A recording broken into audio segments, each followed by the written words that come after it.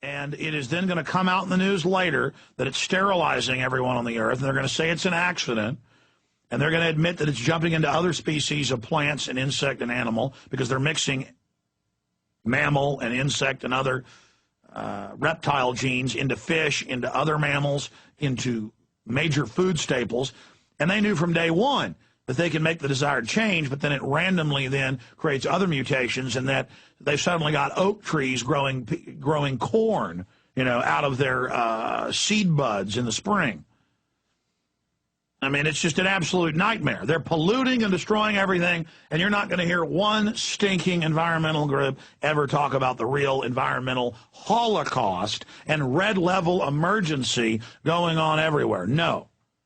No, you're going to have BP and the UN say, we're going to tax carbon that humans exhale. And I pointed out that's a war on the carbon cycle and a war on humanity and all human activity. And I said, you watch, they're going to admit it's meant to target humans as a tax. And then Bill Gates and the UN the last 3 months, they all come out and say, yeah, humans are the problem. We can't just cut our other carbon footprint. We got to cut humans. And the average soft, lazy, decadent yuppie who's weak and pathetic will say, well, we do have to get rid of the Africans or the Latin Americans or the Asians. There are too many of them. Hey, those people are 10 times harder working than you are. They didn't have the ancestors that set up the republic that produced all this wealth so you could become decadent slobs. They understand more and more what they're up against. And let me explain something to you. You are the target of this New World Order eugenics. You slack-jawed, dim-eyed, weak. I didn't eat breakfast this morning, and I was really hungry, so I pulled into a diner, La Madeleine, real fast on my way to work because they can just, boom, give you an omelet in about 2 minutes. And I scarfed it down, and I sat there looking at the people in the restaurant. And it wasn't that they were physically soft. I mean, I'm not some, arrogant, super, sports guy who's 2% body fat. It's just I looked at their eyes and the self-satisfied way they were eating and the little ticks of the way they were slurping their coffee and the way they were caressing their iPads and the way they were. And I watched the people behind the counter fighting with each other and, having slights and just unhappy. I mean, they're in the lap of luxury. The poorest Americans got it better than 90+% of people in the world. Did you know that? Our ancestors, no matter what color you are, had to crawl and scratch through the mud and had to fight hyenas and tigers and lions and grizzly bears and cave bears and wolves and polar bears and were bitten and chased by giant hordes, clouds of mosquitoes, and had to watch most of their children die. Northern European people, literally every grave they dig up have fractures and cracks in their bones from literally jumping on the backs of animals that they were killing with their bare hands. Same story in Africa. They just dug up gladiators from 1900 years ago in England, Roman gladiators, because the Romans controlled Albion, Britannia, today, the UK, and these guys have bites all over their bodies from lions and tigers and wolves and bears, some of which have been exported to England, and huge wounds all over them. And of course, in those type of gladiatorial events, they were actually local heroes and were well paid, weren't slaves by that period. But the point is, and you can look at the National Geographic photos of these giant skeletons.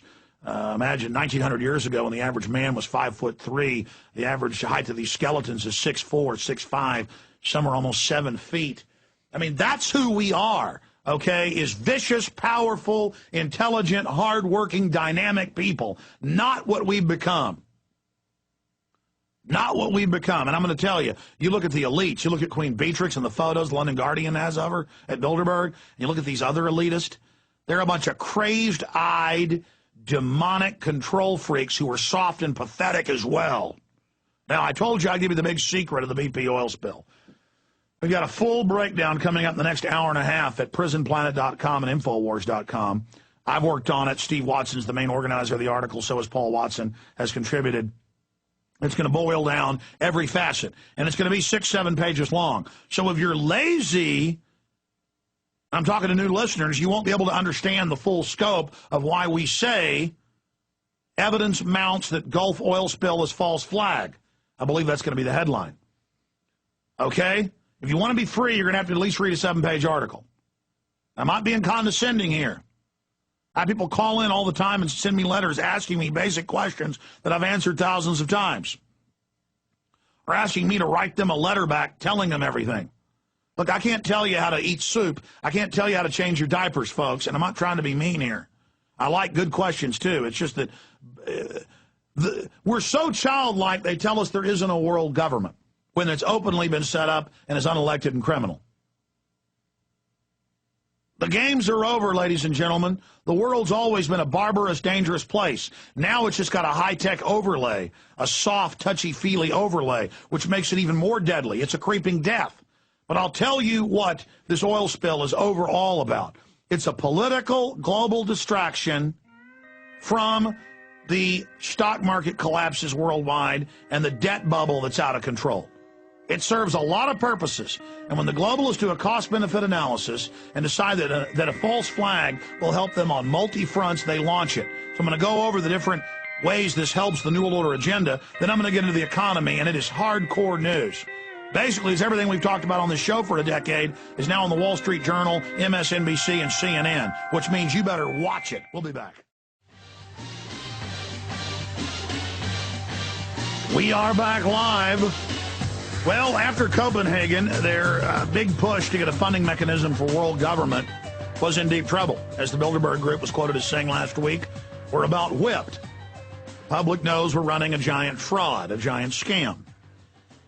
And so you have a big oil leak out in the Gulf a month after Obama announced that he was going to allow drilling.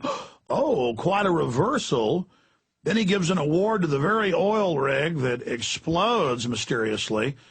And then all these top petroleum geologists and others tell them how to fix it, and they never follow any of the advice. And so now they're going to get to try to push their global carbon tax in the name of having money to clean this up. And they're also hyping the oil like it's the end of the world. Yeah, it'll mess up the season in Florida and some areas. Yeah. But oil is biodegradable. I mean, I've been to the beach. I've seen balls of oil that have little crustaceans, little crabs, and plants growing out of it. It's actually full of nutrients.